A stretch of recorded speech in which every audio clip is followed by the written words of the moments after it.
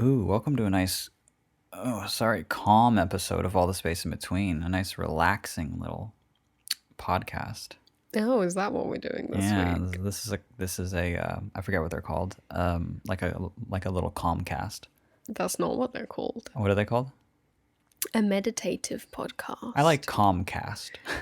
I like Calmcast, yeah. I'm known for liking Calmcast. That thing people famously collectively dislike. We're Comcast. We want In you your to accent, it sounds exactly the same. Comcast. Calm. Calm. It's exactly the same in your voice.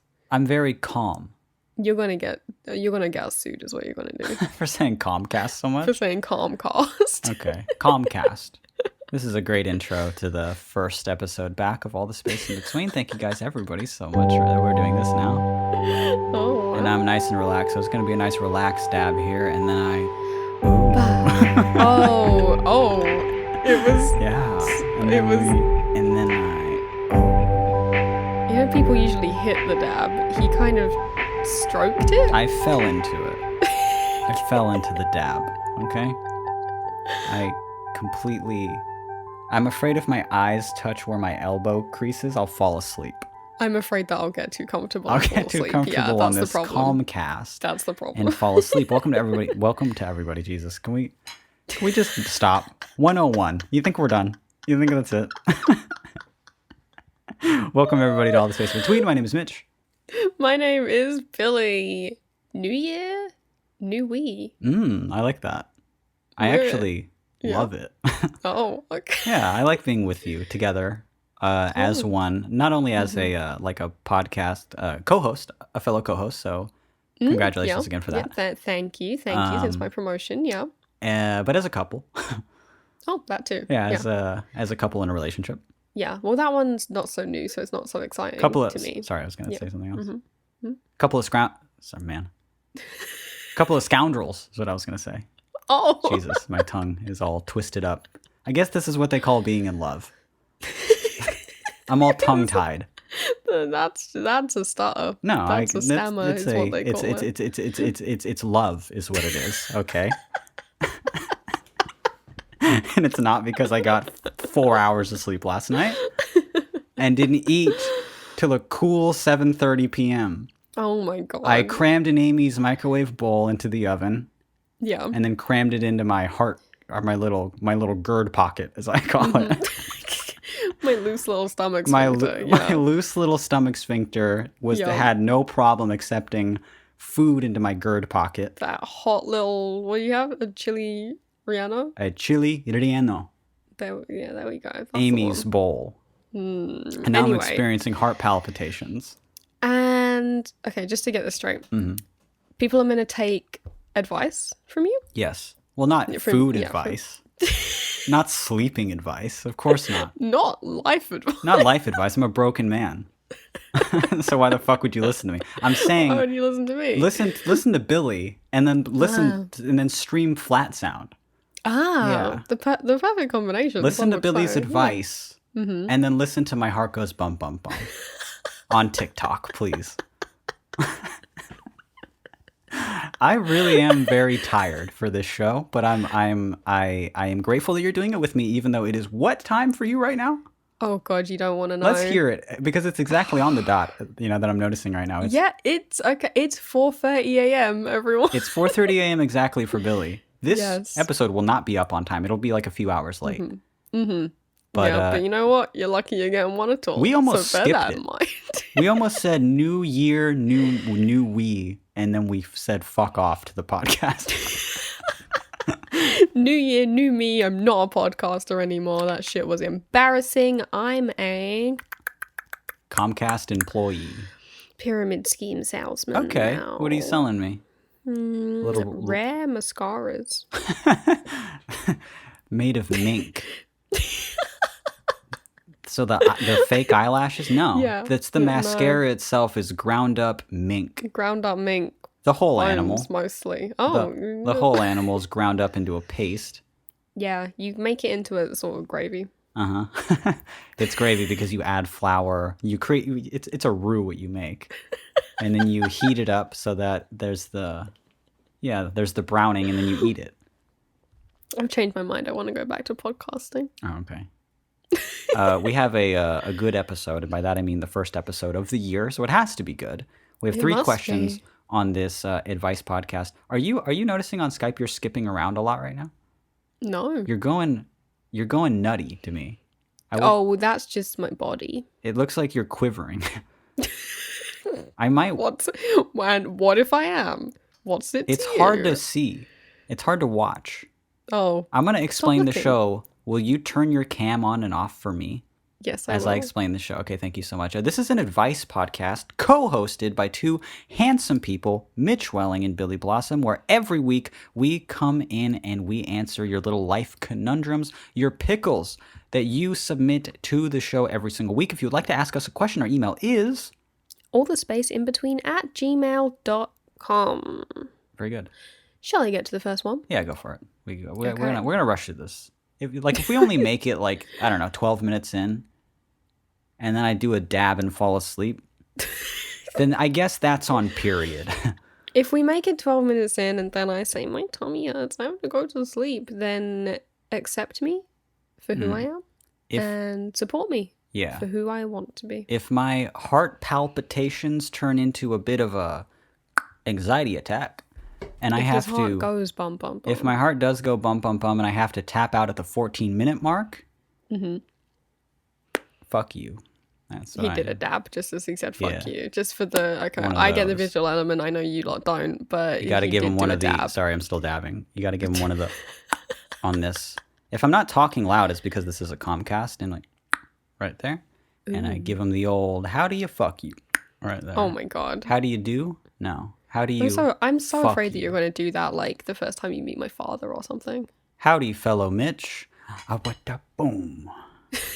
Give him a little dab. He's seen someone dab before, right? Or will this be his first? I don't know. It might be. I don't know. He did tell me. Okay, I don't know if I've told you this, but I'll make it brief. But when I got back here after being with you for 3 months and then isolating at my brother's for a further 2 weeks, I finally got back here with my dad, and we're catching up. I was like, oh, what'd you do in quarantine? Blah blah blah blah. You're off work. Do you know what he told me he learned how to do? Floss. Shuffle dancing. What's shuffle dancing? They do it on TikTok. The feet go. Oh. The feet, they shuffle around. Your father learned to do that? My father learned how to shuffle. Okay. I guess my first question is why?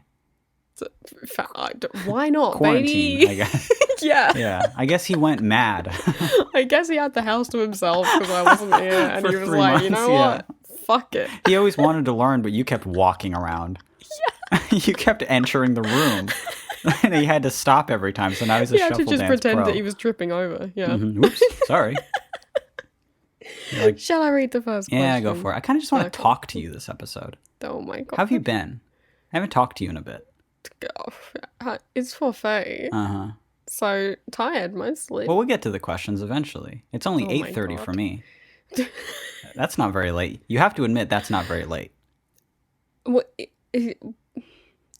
Yeah, I suppose. Can we you're talk right. about that? No. Time is what I want to talk about. This question is called Packing Pickles. And it goes like this. Hello, Peter and Piper Pickle Picker. Today, I jack in to ask a question to unload some of my cucumbers in hopes of getting them pickled. I am moving in a week and currently trying to pack. I'm only moving for 7 months, so I don't need to pack everything, but it is a 9-hour drive, so I have one shot, which is good, but I'm terribly prone to overpacking. I get anxious that at some point I will desperately need what I decided not to bring. So the question is, how do I pack for moving when I don't want to bring a lot of stuff and have packing anxiety? See also, how do I pick art supplies to bring since I use a lot of mediums? How many bones are too many bones? How do I talk myself out of packing stuff just in case? With love, this person's name. P.S. Pig holiday card. Oh, they're a patron of yours. They're a patron of mine. They got my pig holiday card. Big up the pig. Big up the 2 pigs on that card. The small one and the big one. The mama and the baby. Yeah, the mom and the baby pig. That pig was I'm glad huge. it was. Yeah, she was a hog. Uh-huh. She was a hog and a half. Wow. And I loved her. A sow. Really.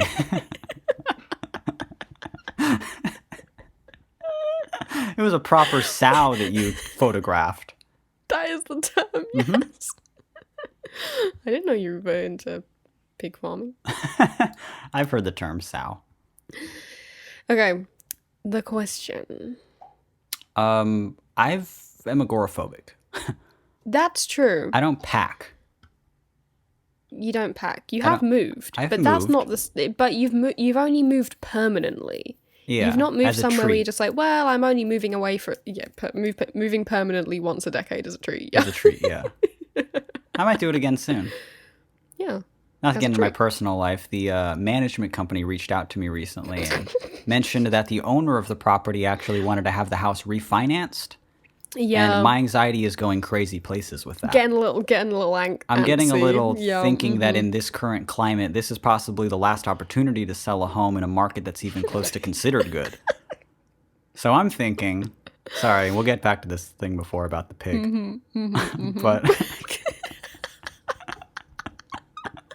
But I think he's going to sell the place. he might do. I think he might actually kick my ass out. Oh my god! And But then you've been such an exemplary tenant. Yeah, the backyard is in perfect condition. I'm nervous.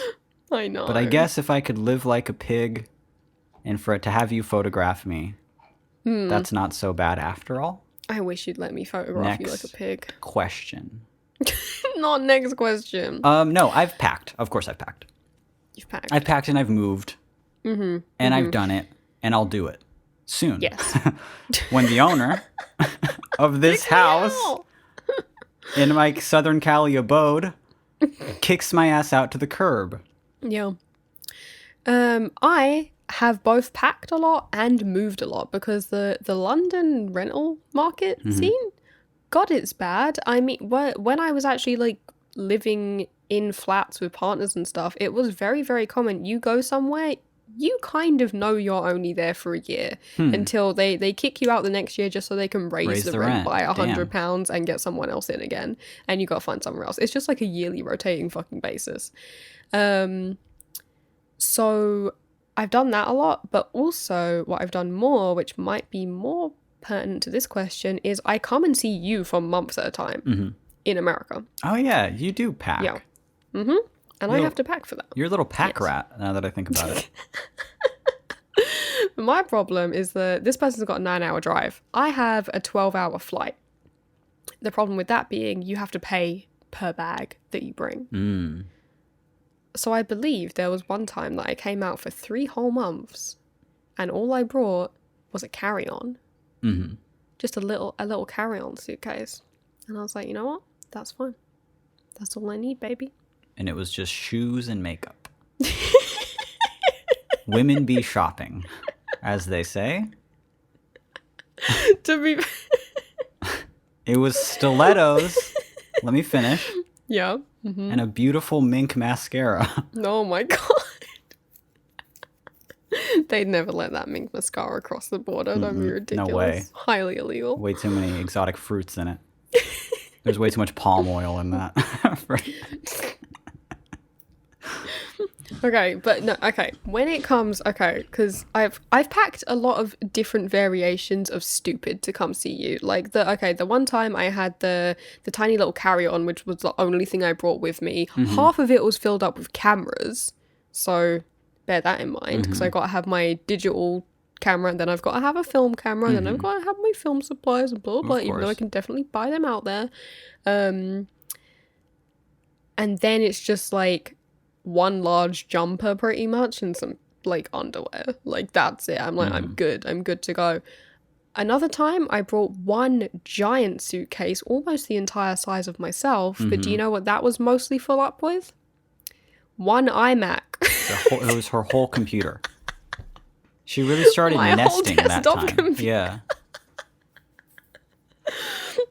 I didn't have a laptop to bring over, and I was like, well, I need to do some work.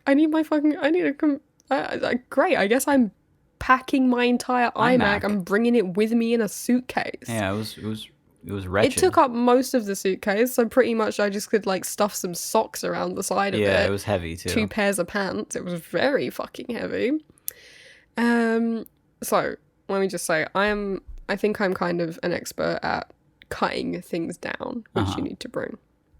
So, one iMac.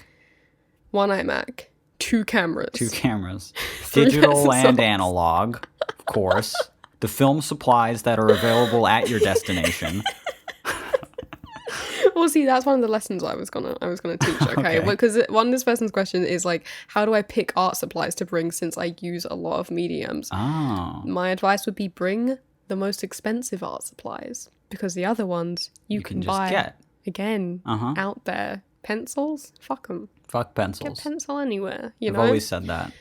Yeah, but maybe you have some exquisite vintage oil paints that cost a lot of money. I don't know. What do artists use? I don't know. Are you a glass blower? That seems expensive. I think artists typically just use an iPad now with the magic pencil. Yeah. Oh yeah. We'll bring that. You don't there need you any. go. Yeah, your iPad Pro. Solved. Well, that also functions as a camera, so then you don't need Look to at bring the camera. that. You have the because on the new iPad Pro, yeah, you got the ultra wide and the AR camera on the back. What more could you want when you got ultra wide? Uh-huh. I don't know, portrait, I guess. I guess just a functioning lens. Yeah. No. A lens that's bigger than like the tip of my pinky. Yeah. That'd be great. But okay. My advice is I'm when it listening. comes to picking art supplies, take the most expensive stuff that you can't buy Okay. out there or that you wouldn't want to buy out there. How many bones are too many bones? You got so many in your body already. No bones. That's my answer to that. Bringing no bones. Well, no, They're you gonna can't be bring gone no for- bones. Everywhere you go, you're bringing your No bones extra. with you. No extra bones. No extra external bones. I'd like to stop right there and say that you, as a treat, you could bring some. You can bring 1 or 2. 1 or perhaps. 2. No, I'm saying like a little baggie full. Just a small bag full. No more than 10. Of small bones, like chicken bones, I'm imagining like little skulls. snake bones. Those are no, snake bones are stupid. Oh. Little like the little head of a cat or something. Oh. Yeah, like a skull. Fair enough. Okay. Those are the bones I'm imagining when they're like, I'm moving and I want to take some of my cool stuff with me. Take a good decorative one. Yeah, 1 or 2 skulls. 1 skull. Fair enough. How about that? One skull. One skull. Okay, One skull and some we're loose trimming bones. it down to. You can bring an ulna, but not a tibia or whatever. You get 1 skull and a rib. And don't email me again. And the third question, how do I talk myself out of packing stuff just in case? Listen, it's this year. You're probably not going to be going to that many social functions. Billy says, fuck packing your inhaler. All right, just because I forgot it that one time. Oh, yeah, you did come all the way to the United States and forget your fucking rescue inhaler, didn't you? Just because I forgot my rescue inhaler and then had to get my brother to post it to me in the mail. Yeah, that was a fun one prank time. you did on yourself. When you forgot your rescue inhaler and then came to a different country. Yeah, then stayed in a house that had 2 of the animal that specifically sets off my asthma. Your asthma, yeah. A dog and a goose. I really got myself good that time. Dog and a goose. I didn't realize what you said. My beautiful goose down blanket was really setting you off. It would. My mink pillows. Well, the pillows didn't start off as mink, but like, see, he wears so much of this. But the mascara, yeah. Yeah, it It kinda rubs gets off coated. on the... I mean, it's like an alligator skin, so... So, of course, it This just collects. turns into the fucking Mr. Burns See My Best song. I do have a vest made of gorilla chest. What of it? And the sweater? Why? Well, I would say. Oh, the sweater's what? Again? Authentic Irish setter?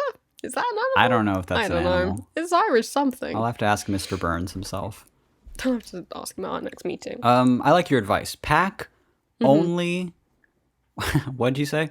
But pack... wait, Skulls. pack a only skull, skulls. an ulna, and thank you for listening. No, that when it comes to art supplies, you pack what you can't like easily replace. But everything else, I would say you packing film is dumb. You could buy film here. It is dumb. Don't do that. That's dumb. I learned that. You're a dumbass for that. I know. You think that I don't know? I You're know. a bimbo. Yeah. Which is a Billy himbo.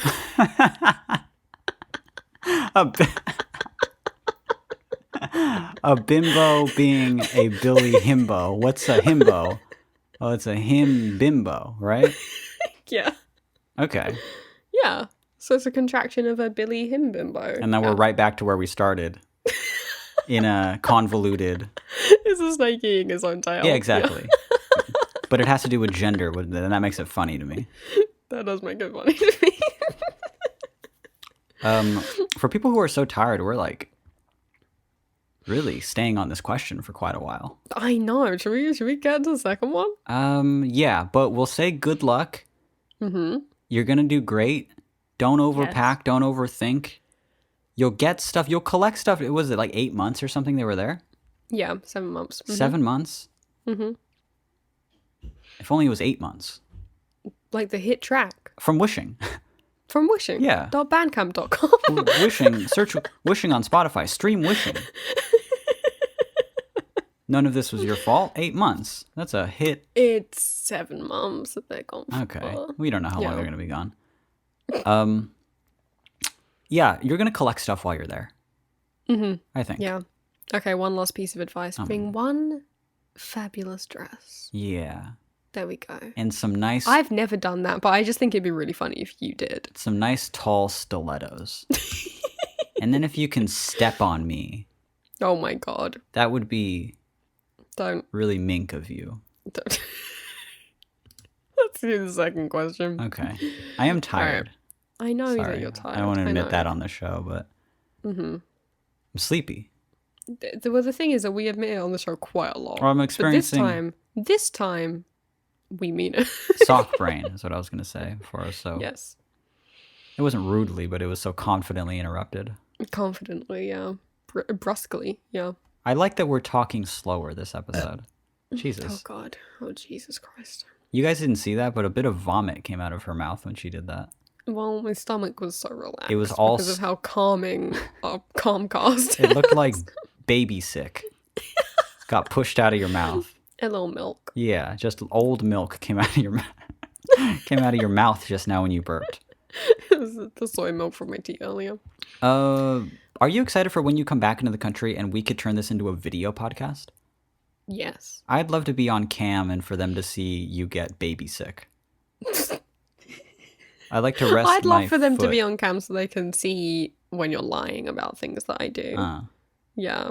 I'll just feed you a lot of milk before the show. It's easy. Oh my god. I feed you a ton of milk and I'll just kind of shake your tummy with my foot.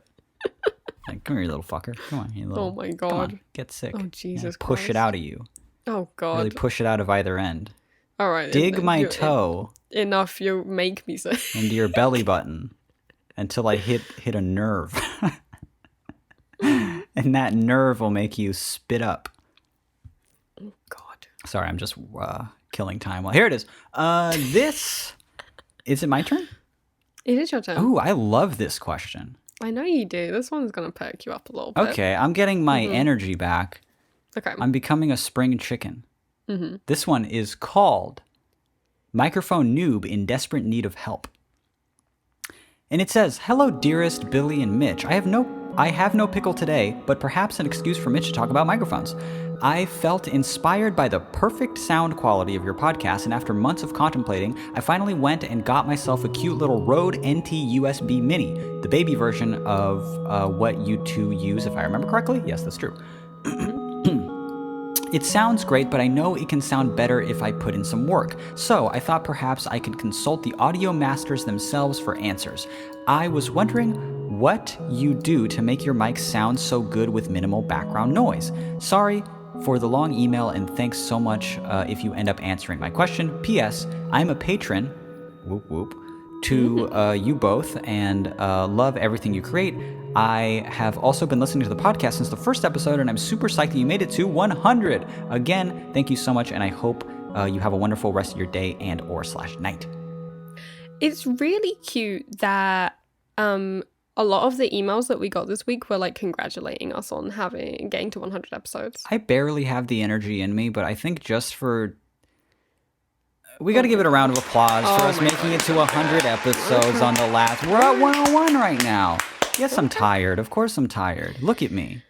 101, a classic number. Dalmatians, anyone? Oh, I was wondering where that was going to go. And then we get into the Cruella de Vil song. That's two weird references in one pod. Thank you. We're really on the animal cruelty. We want to kill today, fellas. And listen to what I'm saying. Dogs. Okay? A lot of them. 101 of them. Someone's gonna clip this soundbite of you. I want to kill a dog. I want to kill dogs. Excuse you said dogs. Dogs. Plural. Yeah, many dogs. That's how I get taken down finally. In a Cruella de Vil fashion. In a Mr. Burns see my vest fashion. Someone needed to do it. So this person has the Rode NT USB Mini. It is a $99, I believe. Stop. Just stop. Oh my gosh, stop. This is Mitch from the future, editing the episode right now. I need to step in right now and just, I gotta re-record this entire section. What's about to happen is that I just go off for about 20 minutes plus on microphones and recording and all that stuff. And that might sound like, to very few of you, that might sound very interesting. I don't even do it well. It's just all over the place. I'm making like the same point over and over again and wording them. And then poor Billy is listening to the whole thing, just politely going, yeah, okay. Because I'm just on one at that point. What I'm going to do is I'm going to re-record this part for the dear listener that asked the question, be much more concise about it. And for those of you who don't really care about audio, I don't blame you at all. I don't blame you at all. So there's music playing in the background here. If you want to just skip forward until you don't hear the music anymore, feel free. Nobody would blame you. But for those of you who are actually interested in audio and hearing me rant about it for a little bit, here's a hopefully more concise version of everything I was trying to say then. So, my dear listener, I don't know how into audio you are, and I think that's where I'm having the most trouble here. I can help you to whatever extent that I'm able to, but if everything I'm saying is going over your head, then it's gonna do absolutely nothing. So what I'm gonna do for you and anybody who's interested is that here in the YouTube video or on the website right here is just a screenshot of the work file and all of the plugins that I have running in my effect chain and the levels that they're all at. There's a noise reduction for the background noise. There's compression. There's EQ, and there's a limiter. Nothing else. There's like, reverb running through a bus that we both use when we read questions, and then there's a limiter at the very end on the stereo out, but that's common practice. You got to do stuff like that. Other than that, there's nothing. That's it. And everything that I'm using, it's worth mentioning, everything that I'm using is stock Logic, except for technically it's called Speech Enhancer. And this is considered a legacy plugin, so just Google how you would access that, and somebody will teach you how to do it within Logic if that is your DAW, and if it is not, and none of this means anything to you, and I'm going to take it away right here. If none of this means anything to you, my dear, sweet audio-interested listener, I still have some just general tips for you and anybody listening that will give you a better-sounding product at the end of it. Here they are. You're recording with what's called a condenser microphone. I can get into everything that means versus a dynamic versus a rhythm, but who cares? I think you made a great choice. A condenser microphone, the Rode NT USB Mini, is great. I think that it sounds good. Consider how you're recording. Consider the environment that you're recording in. Is there a lot of background noise? Can you do little things like close the door, put up a blanket, close the window, and where are you in relation to your microphone? Because ideally you should be about 6 to 8 inches away from the pop filter when you're speaking at all times. I think a very common mistake is that people will talk from way back here when they are recording or doing anything like that because it's more comfortable for them. But my dude, a microphone capsule has to be in front of your face. You have to have good microphone technique and good microphone placement in order to have a good recording that you don't have to salvage when you're recording.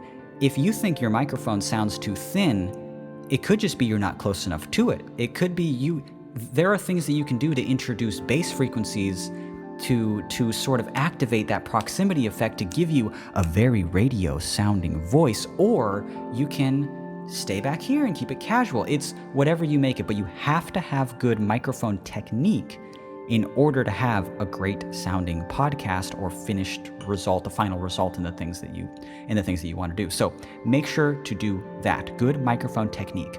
The second thing is, as much as I can rant to you right now about what compression is and how to do it and what it's good for compared to a limiter or compared to the EQ, you gotta practice it yourself, and you do that by watching YouTube videos. Just search EQ podcast on YouTube and just try those things out. People have entire videos dedicated to this thing, and you can try those things out and decide for yourself on this completely subjective matter whether or not you like it or don't like it. I've watched a lot of videos and tried some stuff out and thought, it sounds like shit. It sounds like shit for my voice, and because I don't want it to sound like I'm on the radio. I want it to sound different. I want it to sound crisp and lively with not a lot of noise in the background. I want it to sound alive. I don't want that radio sound, and now I'm on the radio. Welcome back to the podcast. But lots of people do, and that's why they record with the Shure SM7B, you know? It's all based off of what you like. The most useful thing you can do is learn what you like and go from there and start tweaking your sound. But that involves learning EQ, learning how to use compression, learning about a limiter, and it doesn't take that long. In 1 month's time, you can have a great sounding podcast, because the secret is most people don't give a fuck. Most people don't care. Most people's podcasts sound like shit because they're just recording on Anchor with a phone in between the two of them in a kitchen or something, you know? But when you get into audio, it consumes you. I'm fully in the rabbit hole. I could continue talking about this forever, even though I'm going to cut myself off soon. But the two things that I want to suggest is that you get into microphone placement. You're recording properly. That's about 6 to 8 inches away from the pop filter. You're recording into the right side of the microphone, not the right side like your left and right, but the correct side. You're speaking into the capsule. Oh God, I saw a review on Amazon just recently when I was buying a microphone for a friend, and they're like, I don't know, the microphone sounds pretty good, but they're talking into the top of it like that. They're speaking into the top of it from the top of the capsule. Don't be that person. Don't. Okay, I'm getting into this shit. I'm really getting into this thing that I'm really passionate about. Sorry if you didn't skip it and you just listened to me rant about something that you're not even interested in. Good microphone placement. Watch YouTube videos, practice those things, and take a look at the very simple things that I do for this podcast to make it sound how it does. That's it. That's all. I will say that as far as the EQ goes, if you do know what you're doing, reductive EQ, kill the bass frequencies, make sure there's a roll-off there. I like this podcast to sound a little bit warm, so I killed some of the high end somewhere in the 2000 to 3000 hertz range. We'll just get a 2 to 3 dB drop, and always I killed just a little bit of the 200 to 300 hertz range. I knock it down by about 2 or 3 dBs. Nothing big, but just something to take away those muddy frequencies that usually exist in a male's voice. That's it. That's the extent of it, and that's what I'm doing currently. It's changing all of the time, but that's what I've been doing for a little bit. It's over. Rant is over. Thank you so much for listening to me rant. I could start a podcast just about this alone, but I don't have time, so this is where I'm letting it out. Okay, back to the show. Thank you so much for listening. We're hopping back right now. Good. And that's why we sound beautiful, and I thank you for it. Wow. I do. I listen to podcasts sometimes out loud from the inbuilt speakers on my monitor, like on my Mac, and usually I consider those to be like okay speakers for inbuilt speakers. But I swear to God, like half of the podcasts I listen to, if I walk across the room, it just sounds like it's not I good. can't hear it. Right. We've spoiled me to the point where I'm like, I don't understand what they're saying anymore. I like when people hit us up and they're like, for a shit and piss podcast, this is the best podcast I've ever heard. Audio quality wise. How come? For a terrible podcast, this is great. This is great. This is very well recorded. Yes. And I pride myself in that. Mm-hmm. I think that it sounds great, but it's also because I'm very passionate in in that. And I just will sit there and watch podcastage videos and just be like, what does this microphone sound like compared to this microphone? Who cares? Who cares? Because the guy from podcastage has an annoying voice, but he knows that. Fair enough. So is it helping me? It's not helping me. No. It's insanity is what it is. God. An obsession. But Mike from Booth Junkies has an incredible voice. Oh, Jesus He's Christ. got a... Booth Junkies is a great channel if you want to check that out. We have to move on to the next question. We're at 40 minutes, so bear that in mind. And this question is long, so bear that in mind too. Oh, you want to skip it? No, I'm just saying we might have to go fast. I might have to talk fast. Rush it. Rush it right now. Rush it. Fuck it. Go. Okay. This third question is called Commencing an Artwork Selling / Clothing Brand Intervention. And it goes, Kia ora from New Zealand, Nintendo Smitch and Lactobacilli Billy. Okay. Okay, love it. Let us get straight into it. I run a clothing brand where I screen print everything by myself. I mainly create pieces of clothing with a specific design on it once. I self-taught everything I need to know about screen printing, types of photo emulsion, exposure time, curing the print, etc, etc. As a solo printer, the time it takes to design and print a single item to sell takes days of work. This is where the actual pickle comes into play. My friend has also started screen printing themselves and has learnt a lot by me helping them. But, and this is like a big but that irks me off, they borrow designs. Oof. My own logo without my permission, logos from musicians, album artwork from artists, and even an entire piece of artwork done by one of our mutual friends without her permission. When she found out, they claimed they were going to give her 50% of the profit. Aww. How do I tell them this is not okay? Jesus. They are a very talented artist and a fantastic drawer and painter. However, they haven't transferred that skill fully into their own clothing brand. Coming from someone who creates brand new artwork from scratch for each piece of clothing, and seeing my friends steal artwork for their own brand, fuels me with a type of artist rage that I haven't felt before. How do I kindly tell my friend that they have the ability to create amazing hand-painted or screen-printed clothing and should stop stealing others' artwork without coming off as a pretentious dick? To make this question drag on even longer, there's a part 2 about selling artwork. Okay. For reference, I sold a jacket for 40 New Zealand dollars. They are trying to sell a jacket for 120 New Zealand dollars.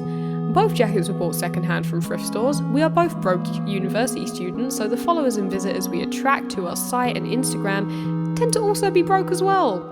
I'm aware that lots of students don't have $120 to drop on a secondhand jacket, so I keep my prices low to cater to my target audience at the moment, as this is a hobby for me more than a project to make money. However, they seem to be taking the route where you charge for how many hours of work you put into the art. As both of us are small creators, I personally think charging so much is a dumb business move for brands with such little reach in an already tiny country, targeting an even smaller audience. How can I also discuss this with my friend that they have to lower their prices to begin building up their brand? P.S.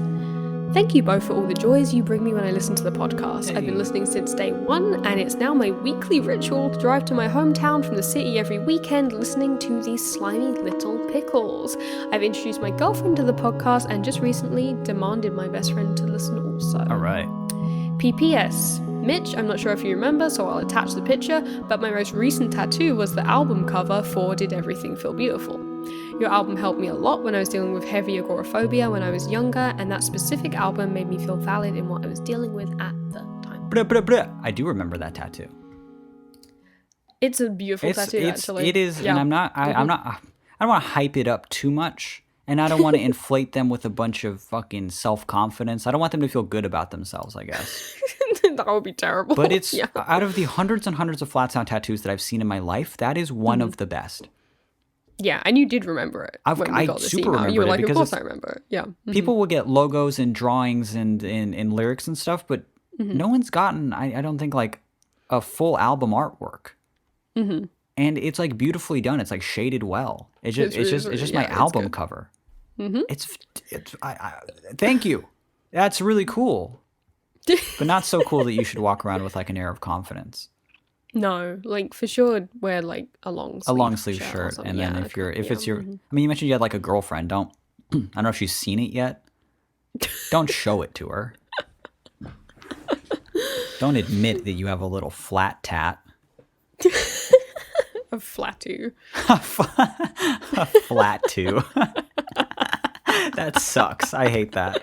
That's terrible. I hate it as soon as it left my lips. There's a lot to this question.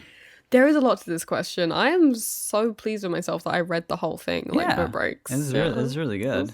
Yeah. Usually I have to edit the butchered mess you give me. Yeah, it's true. It's true. Sometimes I get a little asthmatic in the middle of a question. Start clearing your throat a bunch. I gotta take a breather. Uh-huh. Okay, where do we start? Do we start with the first half or the second half?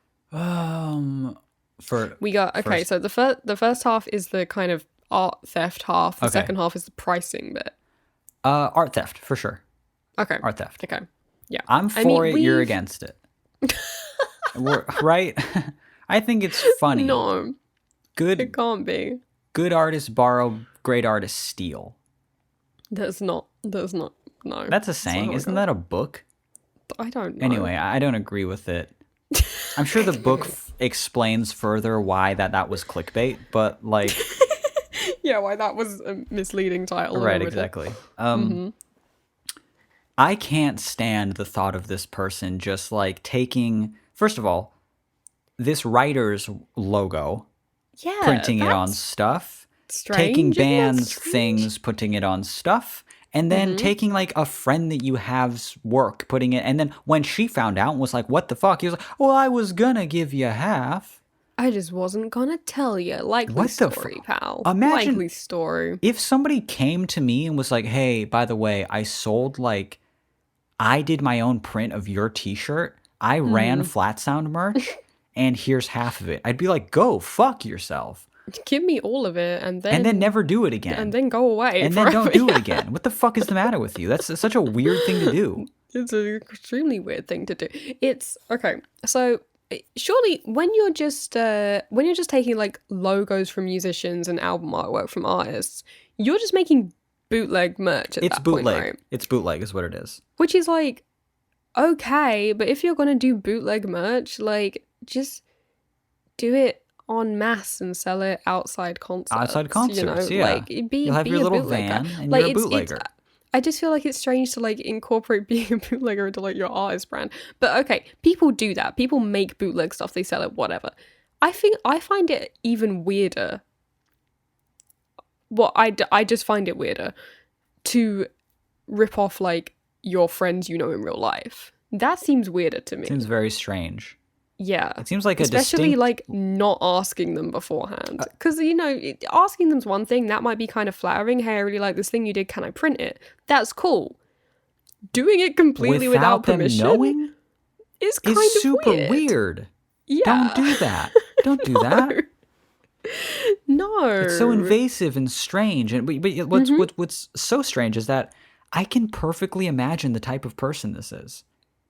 I've known people like this. I have in high school. I've known people like this that they just like. It feels like they're getting away with something, or at least they think like they're getting. Like it feels like they know that it's bad, but they don't think it's so bad to not do it. There's kind of that like disconnect there. There's that lack of like self-awareness that's just like, hey, maybe this sucks and I shouldn't do it. You should be embarrassed to do something like that. You should feel embarrassed to do it. I mean, I would be, but some people lack that. Some people actually lack that, and I guess I'm grateful that I don't relate to it in any way. And I'm glad that our dear listener here is just like, hey, so this is weird. How do I tell them that it's weird? Because they can't see that it's weird. Or at least they can't. It's not weird enough for them to not do it.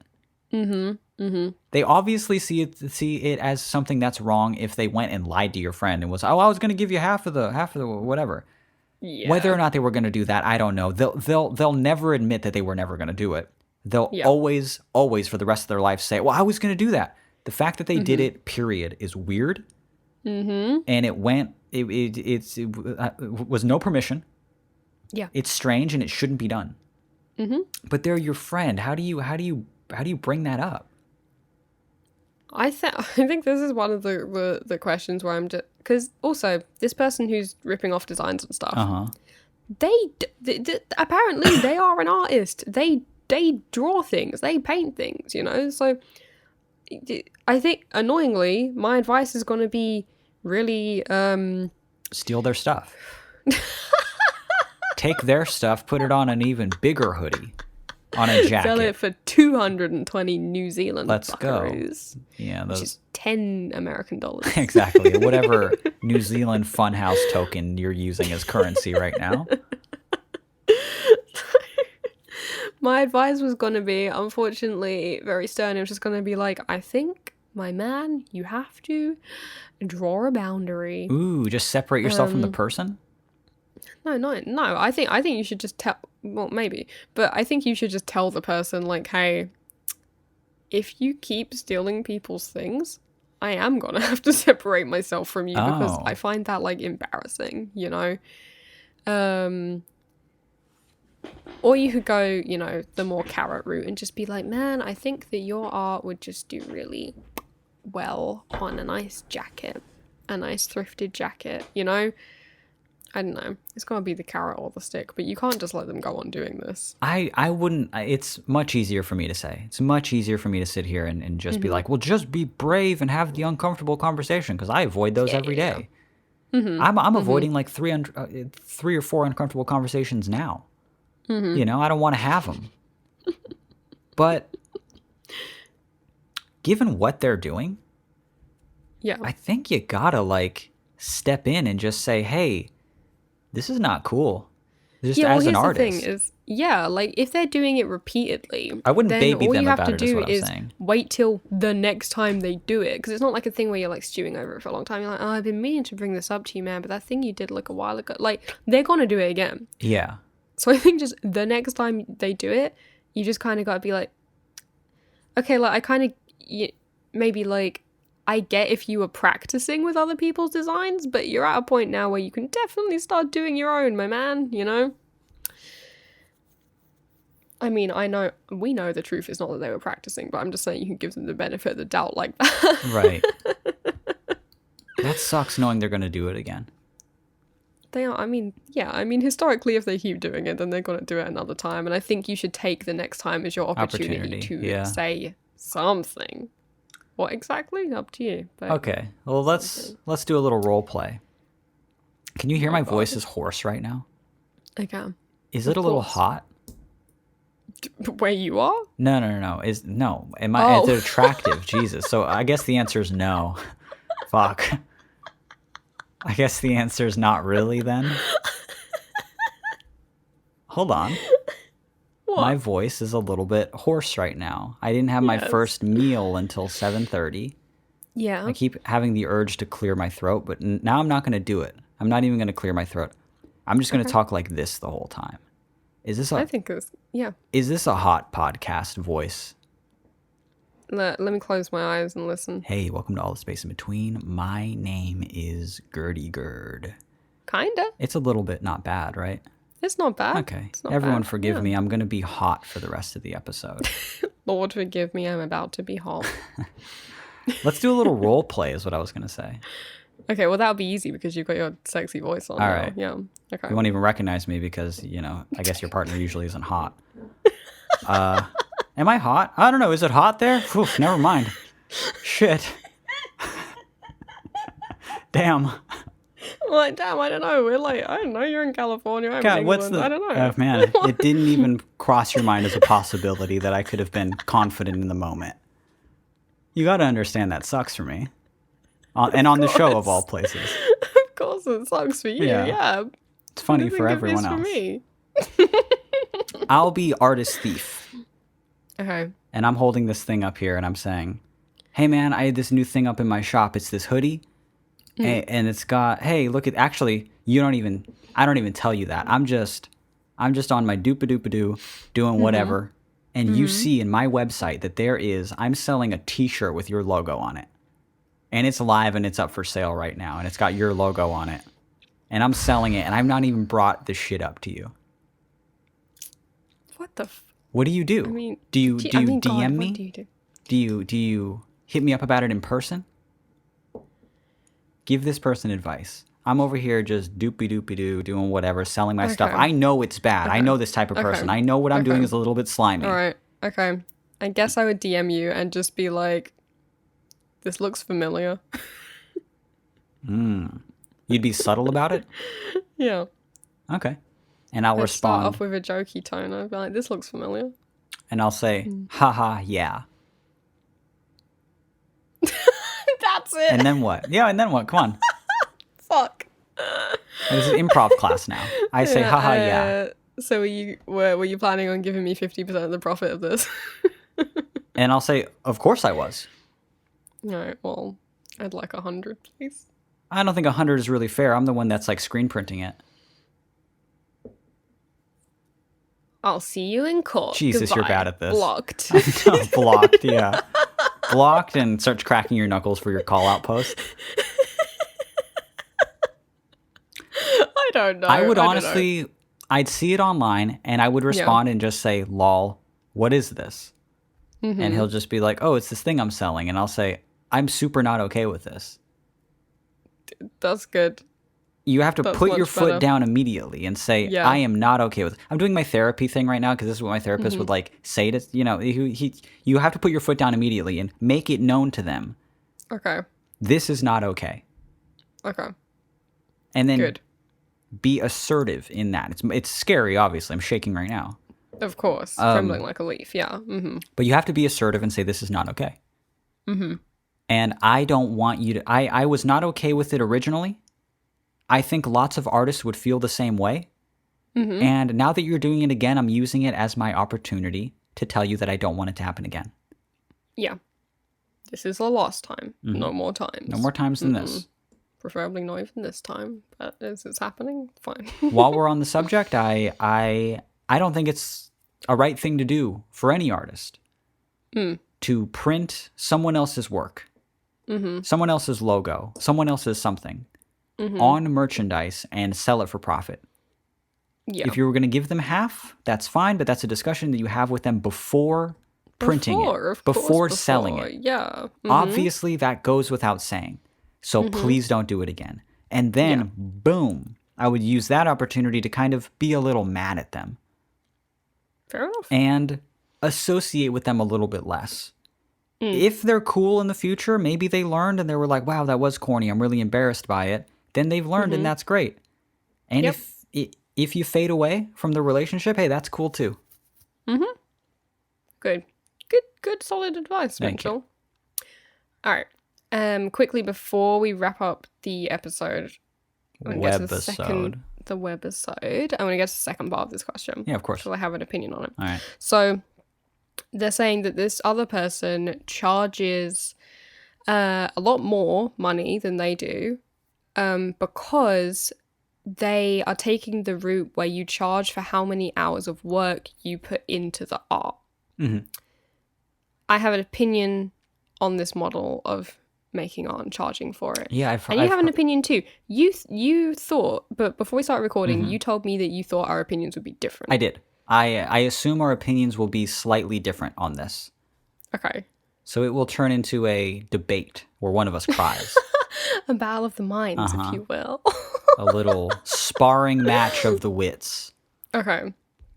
All right. So, shall I say my opinion first, or do you want to go? No, say your opinion first. Okay, my opinion is that is a terrible way to price art when you are a beginning artist. And by beginning artist, I mean like in the first few years of your craft. Oh, we have the same opinion. I thought you were going to say that that is a fair way to do it and you should get paid per hour on your work, blah, blah, blah. Okay, here's the thing. If you take that, I do agree with that once you reach a certain level. Yeah, and you have clientele, I do agree with that one. You know? Yeah, I do agree with that once you reach a certain level. But here's the thing. If you're a beginner at any craft, literally any craft, screen printing, photo retouching, painting, embroidery, if you're into pottery, anything. it takes you so much longer to make one piece, whatever that piece is. And it takes you so much longer to finish it because you're not, I'm not saying you're not good at it. You're learning. But you're not good like a seasoned professional is good at it. And that finished product is not as good as what you're going to be when you keep it up. Yeah. When you have clients. It might be as good, but it might have taken you fucking 16 hours where it would have taken a professional person who's been doing it for years 2 hours. Exactly. Why should you get paid so much more money than the person who does it quicker because they're better at it? Yeah. Like, that charging makes by the no hour sense. It makes when no you're sense. not as good as a professional doesn't make any sense. No, that's my opinion. Wow, we have the same exact opinion. Fair. I thought that based off of like old discussions we've had about that model, you were going to be for it, you know? But I guess you are for it, but past a certain point. And I agree, when you're starting out, our writer, our dear listener, fuck it, our friend, they're being very wise. They're like, this is just a hobby for me right now. I don't rely on it financially. It's something that they're just working on and that they're passionate about. They're for the people, man. They are making this shit and making it cheap so that other people that are like them can even afford it. To price your stuff like a professional when you're just starting out is not right. It doesn't make any sense. But I feel like that opinion is not very popular now because the internet is very into just being like, pay for your friend's art. Pay for your friend's art, which is good. You should support your friends. I think it'd be almost more helpful if your friends got their own fans that weren't their friends, because that's where your career really starts. But you shouldn't enable them, and also you shouldn't. I feel terrible charging friends that are, you know, for things that I would do because I just like doing that thing, or that I have lots of that product anyway, and I always give it to them for free. It doesn't matter at that point, but also when you're just starting out. I see a lot of people online who just started doing this type of art 2 months ago. Yeah. And they're online and they have like an Etsy. And they're pricing their stuff like they've been doing it for 10 years. Yeah. You don't have the fans yet. You don't have you didn't build up your name. It takes you forever to do a thing. You can't charge by the hour for it. Yeah. You're not seasoned. Or here's another way of looking at it, okay? Because the first example I gave was like, okay, compare you, a beginner who it takes maybe, 10 hours to complete a piece, to a pro, it takes them 1 hour to complete a piece. Why should you get more money than them? But here's a different way of looking at it, which is within your own timeline. I'm gonna use fucking embroidery as an example, because that's something that I just started a few months ago. Okay. I'm not selling it, but I'm using it as an example. Okay. It takes me a very long... My first, 2 pieces took me so fucking long to do because I'm making mistakes. I have to unpick it. I'm just much, much slower with the needlework because I'm not used to the motion and blah, blah, blah, blah, After a while, you get kind of into a rhythm of it. You start getting faster. If I were to sell that first piece that took me I don't know, a week, a whole time. week to make, if I'd charged by the hour and I paid, I don't know, £100 for it or something, I then, in a year's time, made the same piece. I made a replica, and it only took me 2 hours. But it was probably tidier and probably a better product. Why the fuck would I suddenly be getting charged less for it? Or I would have to make 5 of them to make the same amount of money. The price structure doesn't make sense. It makes no sense. The structure doesn't make sense. No, and I agree that artists should get paid, something that splits into a decent hourly rate once you get to a certain level. Of course. But same. Yes, of course.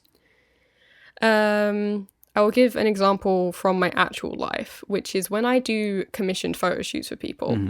What I used to say was okay, you can have, I don't know, 3 hours photo shooting plus 1 hour editing.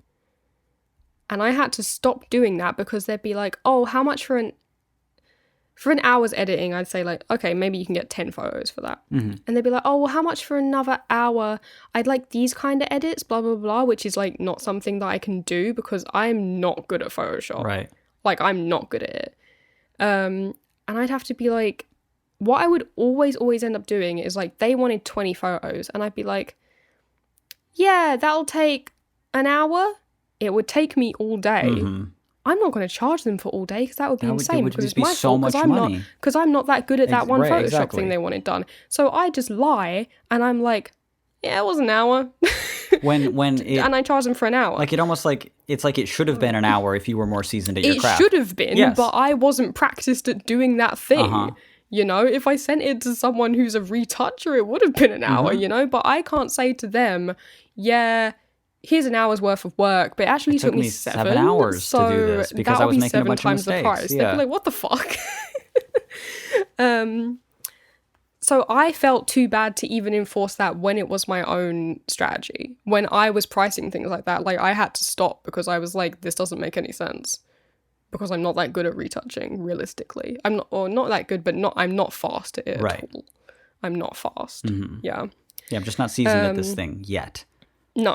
So I had to change it and just be like, you get this many photos and it takes me however long it takes me. Do you recognize that this is like an unpopular take for artists to have online? I can see how it would be. I can see how it might be. Yeah. I mean, it's my general opinion that most people online are wrong anyway. just as a base level, they don't know what the fuck they're talking about because none of them are actually making a living off of their art. But they want to give advice to people who are trying to make a living off of their art, even though they themselves, the only advices they give to people are just like, it's unfair and hard. It's possible. Of course it's possible. You're not doing it, so don't give advice on it, you know? But all these people online will do that, so they will disagree with this take of ours. Mm-hmm. And I get it. I understand. And I wish them a lifetime of luck with their art. Mm-hmm. But yeah, that same structure. If I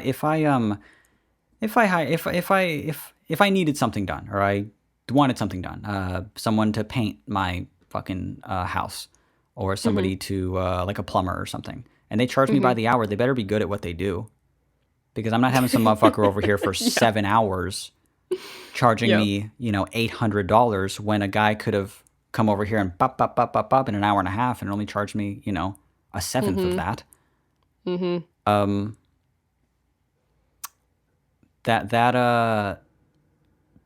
It just doesn't make sense as a structure. And on top of that, like, without the clients, without the name, without your name out there, you can't. I mean, for you to value your art as anything at all, it just matters how much it's worth to you. That's always what I've said when I've sold art, even like on Tumblr and stuff. I would have friends telling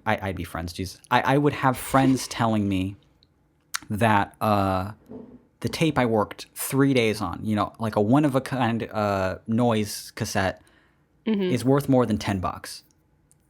Yeah. And I'd be like, based on the content that's on it and how I feel about it and how connected I am to it, no, I'll part with it for 10. That's my thing. It was my art piece. Sometimes I'd do a tape in a single day, and I would just boldly be like, it's $100. Yeah. You don't have to buy this it. This one's special. This one means something to me. This one's great. And it's $100, and it would sell that day. And I'd say, thank you so much. That was my price that I was willing to part for that labor that I did on that thing. It doesn't even have to be consistent. Especially in the art world, you're not out. With art, it's so fucking nebulous. Yeah, I've seen people try and quantify it in all different ways, like, per hour. There's one, there's another method that is like, cover all your materials and then times it by whatever. Oh, yeah, I've heard that. Yeah. But Jesus Christ, like, I don't know. For my artwork, the price of material, using film is a little bit expensive, but per frame, it's not that expensive, But digital photography, especially, literally costs nothing to take a photo. Absolutely nothing. So how do you price that? Yeah, so it's like, it's,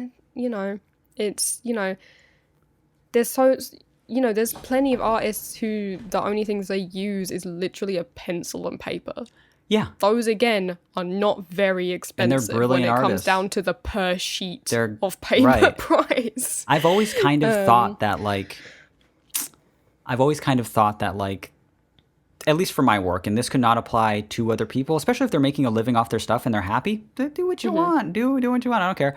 But with my stuff especially, I always grew up feeling like that structure. People always try to tell me, this is the appropriate way to price your stuff. And I always thought, why? It says who and why. And that doesn't apply for all things. And that doesn't, what? No. I feel like structures like that are generally followed by people who aren't getting very many sales to begin with. Because they're just following a formula like that when it's art. So it always comes down to that glaring fact that none of this matters. It's all completely subjective. Yeah. It's a hard thing to make a living off of. And I know when it comes to money, that's money, bro. Like that's money. Yeah. That's important. That's rent. That's food. I think it's worth it to price it in a way where, like, with my merchandise especially, I've had so many times where it's like I'd be selling a good t-shirt. My t-shirts are good. I stand by that. My t-shirts are fucking good. They're eco-friendly, water-based, super soft on nice brands, made in small batches, sent out by hand. I love my fucking t-shirts, right? I used to sell them for like $16. Yeah, you did. And people were just like, what the fuck is this? People are selling Gildans for $25. What are you doing? And I'm okay, 18.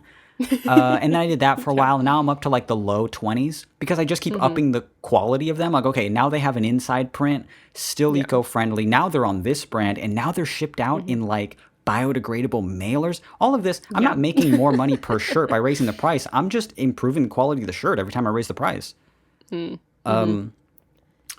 And man, the pricing structure for that, people are fucking everywhere for that. They're just, they'll sell you a Gildan for $30. They're all over the place. Yeah. Like if my thing was that if I'm selling something and more people can get their hands on it, and I'm selling enough of that product, then that's fine. But if I'm doing a one of a kind thing, it's worth however the fuck much I say it's worth. Yeah. Yeah. And if you're trying to land a sale, fucking lowball it. And if you're trying to hang on to it until the right person comes around, say how much it's worth. But this structure of saying it's this times material times this, I don't think it's ever fully worked for me. No, it's never me worked either. for me. I think those kind of structures, they will way underprice some kinds of art and some types of artists and way overprice others. A lot. So many times it'll just go under or over. All the different methods. So I think generally the thing that I do that I've kind of settled on is just looking at my peers. So like people who do the same medium of a same kind of quality and are also at a similar level of popularity.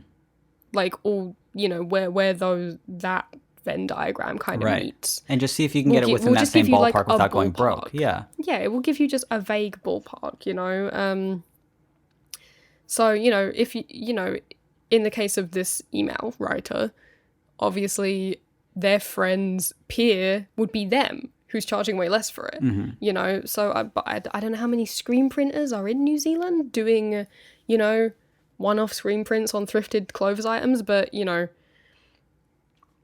give yourself a ballpark. Totally. Yeah, because it's about, I don't know, it's so nebulous, but, it's about how popular you are, your following, the effort that you put into it, both physical and emotional, Right.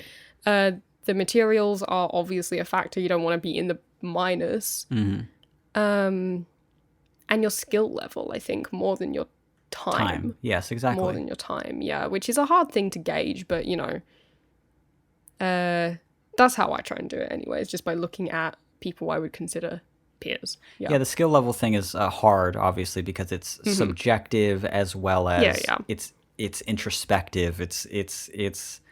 It's comparative too. You're just like, well, who's to say my stuff is as good as this other artist? But then in many ways it's much better, and I'm way more skilled than them. And it depends on my mood. Yeah, exactly. How long have you been doing it? Yeah. You and I will do the comparison thing a lot. Like when I'm about to drop new merch. Well, how much is a hoodie? How much should I do a hoodie for? And then we're like, okay, let's see what like this label's doing a hoodie for. Okay, they're on the same brand and they're charging that much for it. Keep in mind, this is a big label, so they're doing it in way more than just 100 stock run. They're doing 1,000 at a time, so they're getting them for less. And there's only one print location. It's not like a double-sided print. It's not eco-friendly. And I still feel bad for charging as much when for all of those reasons, should be charging $15 more. Because it's eco-friendly, water-based fucking... I mean, you should. I should, of course I should. But at the same time... I don't. I mean, you should if you look at it that way, but at the same time, you know that you'd sell less of them if you did. So I get sales, like, I break even. It's a juggling thing. It's fine, yeah. I lost a lot of money on those hoodies recently, though. It wasn't worth the time, and I'm about to do another run. If you see me... Admittedly, I'm going to do it again. If you see me charging $5 more than the last time... no, you didn't. Yeah, exactly. No, you didn't. If you see me charging $5 more, no, you didn't. I admittedly made a slip up on the old spreadsheet and did lose a little bit there. Per shipping, we really fucked up on the shipping of those because we weren't like taking into consideration like the amount it fluctuates within first class. So like I was losing about $4 a hoodie every time I ship one out. It was really painful. I lost I lost money on that run. It's kind of funny, but I lost cash. For that, and it sucked. So like with every order I filled, I just go, that's another $4 gone. There we go. I literally paid for their hoodie. There we go. I paid all their shipping. Didn't mean to, but can't charge them it for it now. That's great. So you're welcome, everyone that recently got a flat sound hoodie. Yeah, they were way undervalued. You're welcome. And the shipping, you got it at a steal. That's really great. Happy holidays to you. Wonderful. Just great. Perfect. To wrap up, put a bow on this thing on our most ranty episode yet. Our sleepiest and most ranty episode. Thank you to the people that are still listening, by the way, that actually find interest in our art rants. I know sometimes you just want a good old fart rant, but we're artists at heart. And from our heart comes the art. And sometimes we rant. And the fart. And sometimes we chant. That's true. But sometimes we can't. I hate that heart and chant don't rhyme when you say it. What? They don't rhyme when you say it. Well, they rhyme more. Heart and chant. Oh, yeah, no, they don't rhyme at all when I say it. No. Any more great content you like on this episode, or would you like to start just doing my taxes? Do you know what time it is for me now? God, is it almost 5 a.m.? Oh my God, is it almost 6 a.m.?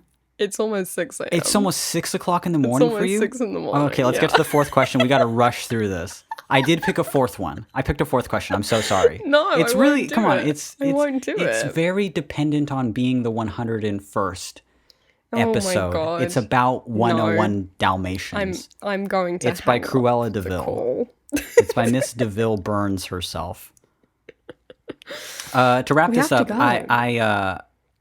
the writer, if they're still listening, or if they were just like, okay, they're just talking about art pricing now for the last fucking half hour. For the writer, for the record, I think that what they're doing is really noble. Yeah. They're recognizing that they're at the stage that they are with this hobby. And they're saying, I want to price it in a way that makes sense so that people can actually obtain it. That's great. I don't necessarily... We'll also say, went to your website. It's pretty cool stuff. Oh, I didn't go. Did you go? I had a quick little look. You had a cheeky little sneak peek. Yeah. A cheeky sneak, yeah.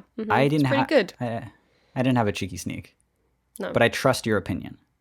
Good. And I think that it's good too. So congratulations to the writer. I think that what you're doing is noble, but you're a friend that steals things. I don't necessarily think that what they're doing is wrong. I just don't think it's smart. I do think it's embarrassing. It's embarrassing. I'll say that. You steal art and you overprice it? What the fuck is that? Yeah, doing them both is like... Doing them both at once. Like, what are you even making art? I'm sorry, did you make art to get paid? Do something else.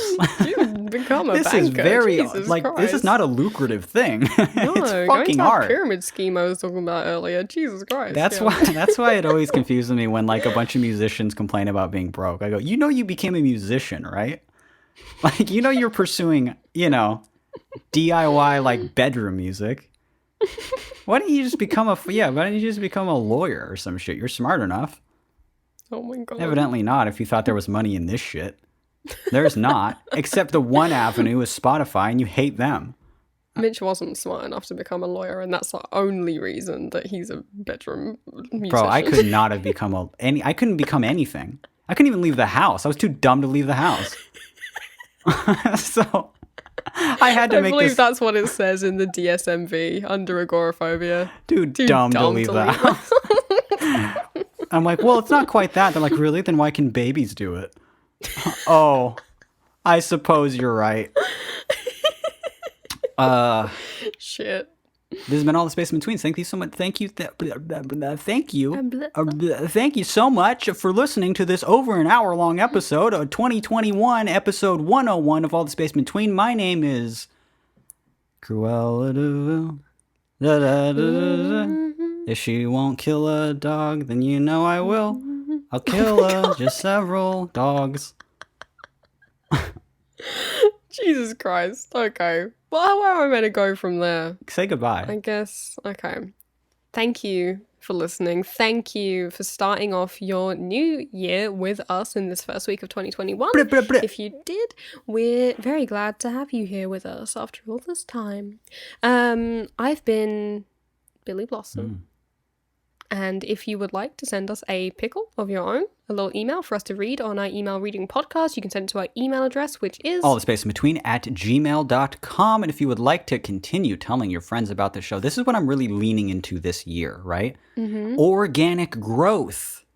Tell your fucking friends.